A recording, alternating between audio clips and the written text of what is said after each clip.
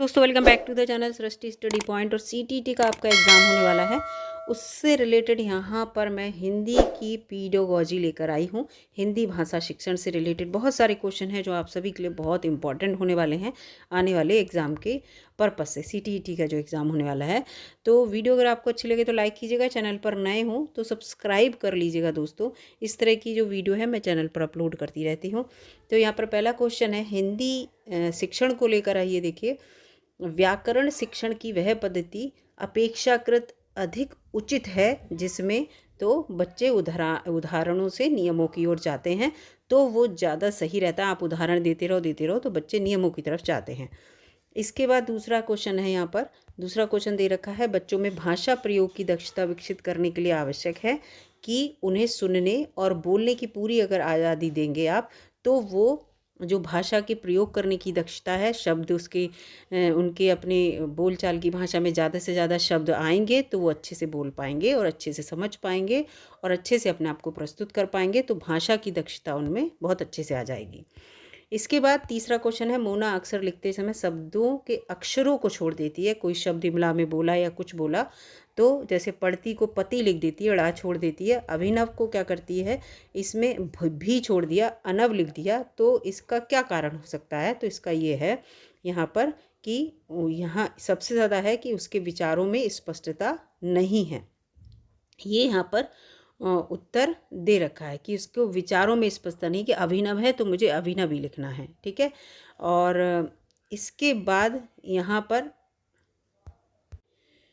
अगले क्वेश्चन पे आते हैं। अगला क्वेश्चन है, अपनी कक्षा में समावेशी माहौल का निर्माण करने के लिए आप किस बात को सबसे अधिक महत्वपूर्ण मानते हैं? समावेशी माहौल हो आपके यहाँ कि सारे किसी भी लेवल का बच्चा पढ़ रहा हो, और चाहे वो इंटेलिजेंट बहुत हो, कम इंटेलिजेंट हो। समावेशन तो ये होता है कि हर प्रकार का बच्चा आपकी क्लास में हो। तो निर्माण करने के लिए आपकी सबसे महत्वपूर्ण जो है वो बात किसे मानते हैं? तो विभिन्न प्रकार के दृश्य श्रव्य जो संसाधन हैं उनका आप आवश्यकता अनुसार उचित प्रयोग कर पा रहे हैं, तो वो समावेशी कक्षा कहलाएगी, है ना। इसके बाद अगला क्वेश्चन है यहाँ पर, हिंदी साहित्य के इतिहास के संबंध में modern vernacular literature of Hindustan किसने लिखा है? ये क्वेश्चन है, तो इसका उत्तर है जॉर्ज अब्राहम ग्रियर्सन ने, ठीक है। किसने लिखा है? जॉर्ज अब्राहम ग्रियर्सन ने। इसके बाद ये जो है सतीश, जो है 7वीं कक्षा का विद्यार्थी है, वह निबंध लिखते समय कुंजी या गाइड से रटी हुई भाषा का ही प्रयोग कर रहा है। मतलब अपने शब्दों का प्रयोग नहीं कर रहा है। जो उसने क्वेश्चन को आंसर में पढ़ा हिंदी में, बिल्कुल रट लिया और वही शब्द लिख रहा है। इसके कारणों में सबसे कमज़ोर कारण इसमें से कौन सा हो सकता है? तो उसकी मौखिक भाषा जो है वो बेहद कमज़ोर है, यानी कि वो अपने बोलने में, ये जो आपको उत्तर सुनाएगा या लिख रहा है, तो उसमें नए नए शब्दों का प्रयोग नहीं कर पा रहा है। तो मौखिक जो भाषा है वो उसकी यहाँ पर नहीं हो पा, ठीक है। सबसे सटीक आंसर इसका यहाँ है, सबसे सटीक पूछा है, इसका ये भी आंसर हो सकता है कि उसमें विचार करने का सामर्थ्य नहीं है। तो इस चीज़ को सामर्थ्य नहीं है अगर आपने कह दिया, कम है तो ठीक है, नहीं है तो इसलिए ये गलत यहाँ पर है।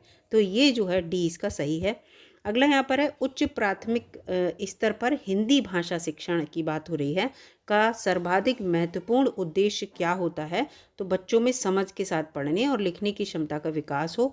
ये सबसे ज़्यादा जो है उच्च प्राथमिक में होता है कि बच्चा जो भी पढ़ रहा है उसकी उसे समझ होना चाहिए कि मैं क्या पढ़ रहा हूँ। ऐसा नहीं बस शब्दों को पढ़ता चला जा रहा है या वाक्यों को पढ़ता चला जा रहा है, उसको अर्थ नहीं पता है, ठीक है। लिखने की क्षमता का भी विकास हो, अपने आप स्टोरी लिखना सीखे, ये सब बातें हैं। इसके बाद अगला क्वेश्चन यहाँ पर देखते हैं हम। अगला क्वेश्चन है ये, भाषा सीखने में सबसे बड़ा बाधक तत्व क्या होता है? तो इसमें क्या है, सबसे बड़ा बाधक तत्व भाषा में आकलन। आप कोई भी भाषा सीखेंगे, अगर आप अपनी भाषा में आकलन कर लेंगे कि यहाँ पर मैं सही लिख रहा हूँ नहीं लिख रहा हूँ, यहाँ पर मैं सही बोला नहीं बोला, तो आप ज़रूर झिझकेंगे और आप अपने आप को अच्छे से प्रेजेंट नहीं कर पाएंगे।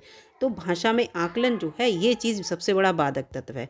स्टार्टिंग आप करें, कैसे भी बोलें, तो आप धीरे धीरे अच्छा करना सीख जाएंगे। इसके बाद भाषा शिक्षण में यहाँ पर है, होना आवश्यक नहीं है भाषा शिक्षण में। तो भाषा शिक्षण में क्या है, रसायनों का ज्ञान होना आवश्यक नहीं है। भाषा में व्याकरण का ज्ञान है, सुंदर लेख हो, विषय और मूल्यांकन की विधियों का ज्ञान हो, लेकिन रसायन तो ये तो केमिस्ट्री से रिलेटेड हो गया, तो इसलिए ये बाहर है यहाँ से। अगला प्रश्न है यहाँ पर, गद्य शिक्षण में काठिन्य निवारण किया जाता है, तो ये काठिन्य निवारण नहीं, कठिन्य निवारण किया जाता है। तो यहाँ पर क्या है, चित्र दिखाकर भी आप कर सकते हैं, वस्तु को प्रत्यक्ष दिखाकर भी, मॉडल दिखाकर भी। तो उपर्युक्त सभी इसका उत्तर यहाँ पर होगा। इसके बाद यहाँ पर है अगला प्रश्न, प्राथमिक स्तर पर कविता शिक्षण उपयोगी नहीं होगी। कविता शिक्षण प्राथमिक स्तर पर उपयोगी नहीं होगी जो कविताएं अंतर्राष्ट्रीय वादों से संबंधित हो, क्योंकि बच्चे छोटे हैं प्राथमिक स्तर पर, वो अंतर्राष्ट्रीय वाद विवाद या अंतर्राष्ट्रीय बातों को लेकर नहीं समझेंगे। वो अपने लोकल एरिया को लेकर अगर उन्हें कविताएं सुनाई जाएंगी, अपने लोकल एरिया, लोकल जानवरों को लेकर, अपने देश के ऊपर, माँ के ऊपर, इस तरह की कविताएं वो छोटे बच्चे ज़्यादा अच्छे से समझ पाएंगे। ठीक है। इसके बाद अगला भाषा सीखने का सही क्रम, ये क्वेश्चन बहुत इंपॉर्टेंट है और जो एग्ज़ाम में आता भी है अक्सर। तो यहाँ पर ये पूछा जा रहा है कि सही क्रम क्या है। तो सबसे पहले सुनना होता है, फिर बच्चा बोलता है और फिर पढ़ता है और फिर लिखता है। तो ये क्रम सबसे सही होता है। ठीक है, क्योंकि छोटा बच्चा सबसे पहले सुनता ही तो है, सुनने के बाद क्या करता है, वो बोलने की कोशिश करता है, फिर आप पढ़ेगा वो, उसके बाद लिखता है। लिखना सबसे बाद में होता है। इसके बाद अगला प्रश्न यहाँ पर आ गया, 8वीं कक्षा के बच्चों के भाषा आकलन के लिए आप किसे सबसे कम महत्वपूर्ण मानते हैं।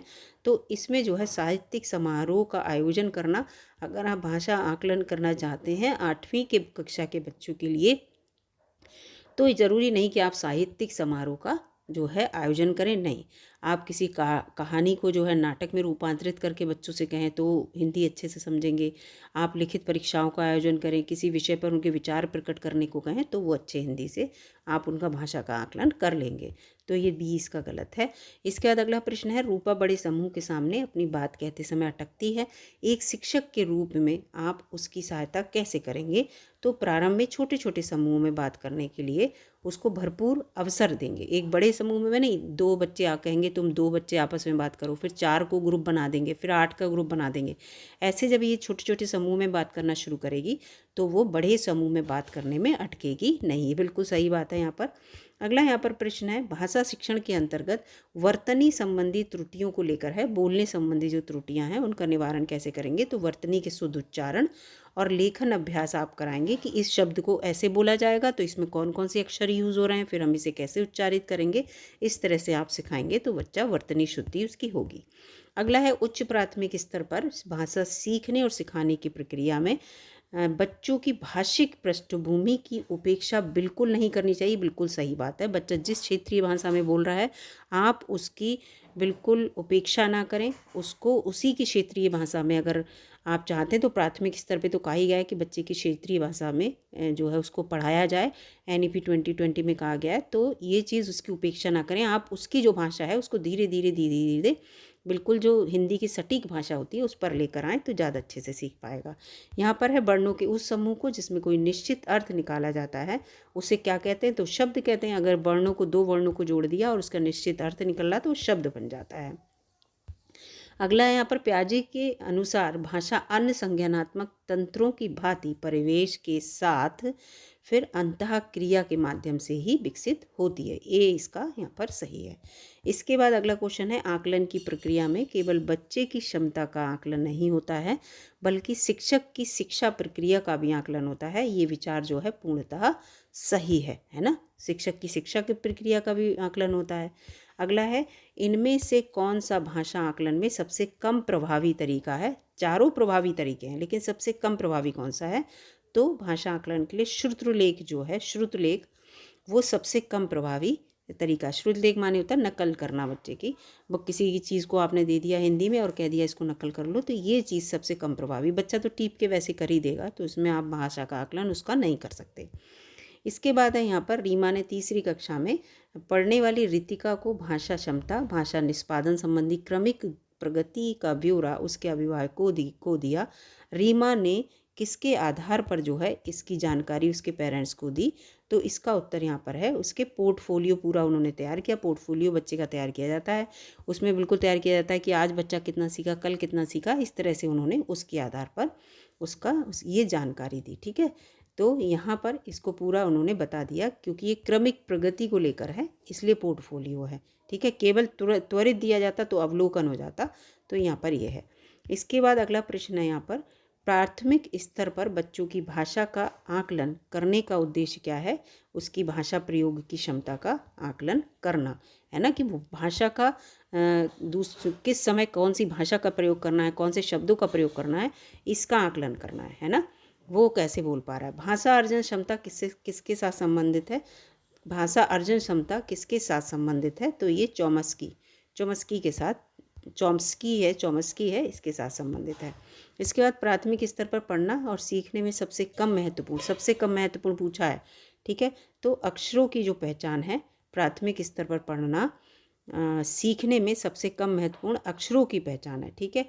अनुमान लगाना, ठीक है, वो जब अनुमान लगाता कि ये आ लिखा तो अनुमान लगा लेता है, संदर्भानुसार अर्थ निकाल लेता कि इसने ऐसे से कहा, पढ़ने का उद्देश्य उसे पता है, लेकिन अक्षरों की पहचान जो है ये सबसे कम महत्वपूर्ण है। इसके बाद यहाँ पर है, पहली कक्षा में भी लिखने के अंतर्गत आता है, तो चित्र बनाना भी जो है पहली कक्षा में लिखने के अंतर्गत। तभी तो कक्षा 1 में क्या होता है कि बच्चों को लिखने से ज़्यादा क्या कहते हैं, इसका चित्र बनाओ, उसका चित्र बनाओ। तो यहाँ पर ये वाला क्वेश्चन बिल्कुल यहाँ सटीक बैठेगा, ठीक है। सीखने की, पढ़ना सीखने की है, लिखने की नहीं। लिखने में तो आपको अक्षरों की पहचान होनी चाहिए। तो ये यहाँ पर बिल्कुल यही बात है कि अगर आप बच्चे को पढ़ाना सिखाना चाह रहे हैं तो चित्र के माध्यम से बच्चा अनुमान लगा लेगा कि अच्छा सेब बनाया है हमने, ये बनाया है, तो वो सब बता देगा। अब अनार दिखा दीजिए, आप उससे पूछिए किससे, तो एकदम कह देगा छोटे आ से अनार, इस तरह से। तो ये बात है। प्राथमिक स्तर पर भाषा सीखने में भाषा संबंधी कौन सा संसाधन सर्वाधिक महत्वपूर्ण है? तो अगर भाषा आप सिखाना चाहते हैं तो बाल साहित्य जो होता है, छोटी छोटी कहानियाँ होती हैं बच्चों की, और उन सबको आप सुनाइए, बच्चों को दिखाइए चित्र उसके कि देखो इस कहानी में क्या क्या है। तो इससे आप प्राथमिक स्तर पर बच्चों को भाषा सीखने संबंधी बहुत सारी बातें दे सकते हैं। इसके बाद हिंदी भाषा के मौखिक व्यवहार में शब्दों के शुद्ध उच्चारण निर्भर करते हैं। तो बोलने के बल पर, बोलने के सुर पर, बोलने के अनुमान पर, इन सभी पर ये निर्भर करते हैं। तो डी इसका उत्तर है। इसके बाद है, भाषा शिक्षण का कार्य है भाषा विषयक जटिल आदतों का निर्माण करना। भाषा विषयक जटिल आदतों का निर्माण करना, ये किसका कथन है? तो ये रॉबर्ट लाडो का कथन है। इस तरह के कथन आते हैं। बच्चे अपनी मातृभाषा का प्रयोग करते हुए हिंदी भाषा की कक्षा में अपनी बात कहते हैं, तो ये बात जो है स्वाभाविक है। मातृभाषा का अपना प्रयोग करते हुए हिंदी भाषा में जो भी हिंदी भाषा की कक्षा में अपनी बात कहते हैं, तो ये बात एक स्वाभाविक बात है। इसमें कोई निंदनीय नहीं है। अपनी मातृभाषा का प्रयोग करते हुए कोई बात कह रहे हैं तो कि आप कहें ये कौन सी भाषा, क्षेत्रीय भाषा में बोल रहे हैं, तो भी एक स्वाभाविक सी बात है। बच्चा जिस भाषा को ज़्यादा यूज़ करता है छोटी क्लास में, वो अगर कक्षा में एडमिशन आप करते हैं और वो अपने रेगुलर वातावरण से जो भाषा सीख के आता है, कुछ दिन आपसे उसी में बात करेगा वो, ठीक है, ये रहता है। भाषा प्रयोग की कुशलता संभव है अधिक से अधिक भाषा प्रयोग में। आप जितना ज़्यादा भाषा का प्रयोग करेंगे, आप भाषा में उतने कुशल हो जाएंगे। भाषा प्रयोग है ना, भाषा प्रयोग की कुशलता जो है तभी संभव है। बहुभाषिकता हमारी पहचान भी है और हमारी क्या है, सभ्यता है और संस्कृति का अभिन्न अंग भी है। तो ए इसका उत्तर होगा। इसके बाद विद्यालय में भाषा शिक्षण के लिए कोई कार्यक्रम शुरू करते समय सबसे महत्वपूर्ण इस तरह से होता है, तो चारों सही होते हैं, इसमें सबसे महत्वपूर्ण कौन सा ये है, तो बच्चों की सहज भाषीय क्षमता को पहचानना ये होता है। भाषा शिक्षण के लिए कोई कार्यक्रम आप शुरू करते समय सबसे महत्वपूर्ण ये है कि बच्चों की सहज भाषीय जो क्षमता है, जिससे में बच्चे सहज हो जिस भाषा में, उसको पहचानना। इसके बाद यहाँ पर है, संरचनात्मक पद्धति में कौन से कार्य को भाषा शिक्षण का आधार बनाया जाना चाहिए? तो मौखिक जो ठीक है, मौखिक कार्य को भी भाषा शिक्षण का आधार बनाना चाहिए। अगर आप संरचनात्मक पद्धति चाहते हैं तो बच्चे की जो बच्चा क्या बोल रहा है, सबसे पहले ये डिपेंड करता है। इसके बाद बच्चों के लिखित कार्य के आकलन में सर्वाधिक महत्वपूर्ण है अगर लिखित कार्य आ गया आप, तो लिखित कार्य में सबसे अधिक महत्वपूर्ण क्या है? अभिव्यक्ति, विचार, ठीक है। इसमें बच्चे अपने किस प्रकार के विचार प्रस्तुत कर रहे हैं, तब वो अच्छा लिख पाएगा। अगर उसमें विचार है कि मैं अच्छे से बात को लिख सकता हूँ, तो वो लिख देगा डेफिनेटली। वर्तनी कितनी भी शुद्ध हो, वाक्य विन्यास आता हो, तत्सम शब्दों का प्रयोग करना आता हो, लेकिन अगर उसमें विचार नहीं है तो वो कोई भी लिखित कार्य अच्छे से नहीं कर सकता। तो उसकी कितनी अच्छे से उसने अभिव्यक्ति दी है तो आप उसके लिखित कार्य का आकलन कर सकते हैं, कितने अच्छे से उसने उसे प्रस्तुत किया है। भाषा शिक्षण के दौरान अध्यापक के द्वारा कक्षा में किए गए व्यक्तिक वाचन को कहते हैं। तो व्यक्तिक वाचन को जो है हमेशा आदर्श वाचन कहते हैं, ठीक है, ये क्वेश्चन आता भी है। तो यहाँ पर मैंने आपको हिंदी के इतने सारे क्वेश्चन बताए। अगर आपको अच्छे लगे हो दोस्तों तो लाइक कीजिएगा, और चैनल पर नए हो तो सब्सक्राइब कर लीजिएगा। मिलूँगी अगली वीडियो में, तब तक के लिए नमस्कार, और अपने दोस्तों में शेयर भी कर दीजिएगा।